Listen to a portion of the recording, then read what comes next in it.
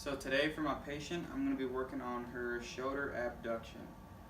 So for the first progression, I'm going to assume that she'll be in the inflammatory phase. So for this part, we're not going to really want to do too much movement or work on her strength just because it's going to be swollen, red, and probably painful. So what I'm going to do is just passively move her arm. And two key points is that I don't really want her to do any motion, so none of her muscles are going to be activating. And so I'll make sure she's relaxed and isn't doing any movement. And another key factor you're going to want to be wary of is making sure you don't go too high so she doesn't feel any pain or discomfort. So I'm just going to do this a couple times just to work on her range of motion. And she won't move her arm at all. I'll do all the moving for her. And just do that about 3 sets of 10. Okay, for the second progression, she more than likely will be in the fibroblastic stage, and that's when we'll want to progress to the next level. And in this stage, it's going to be the tissue trying to rebuild itself, or the tissue that got injured is going to want to be rebuilding itself. And what we're going to do is start to increase motion so the blood flow goes to the shoulder injury site and just helps with the recovery. And for this, we're just going to add a resistance band.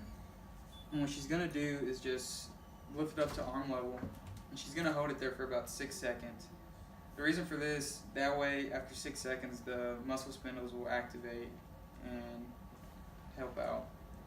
And one thing you're going to want to make sure is the patient doesn't hold it underhanded, because if she does, she might activate her biceps instead of what we're trying to work on, which is her shoulder abduction. For the last progression, we wouldn't really move on to it until she's probably in her last phase of healing, which is a remodeling phase. And at this point, her arm is going to be fully healed, the tissue is going to be at full strength almost, and she should have full range of motion. And what we're going to start doing is working on her strength and any other functional activity she was doing before injury.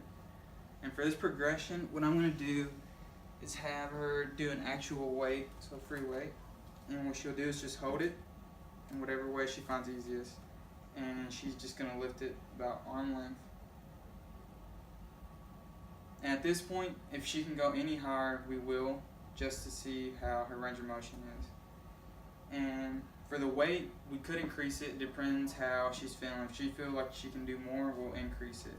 And some things you want to watch out for is you want to make sure, once again, she's holding it properly so she doesn't injure herself. So she's going to want it on the weight so it's overhand and she can get a good grip on it. And another thing you're going to want to concentrate on is making sure the weight is appropriate to what she can handle.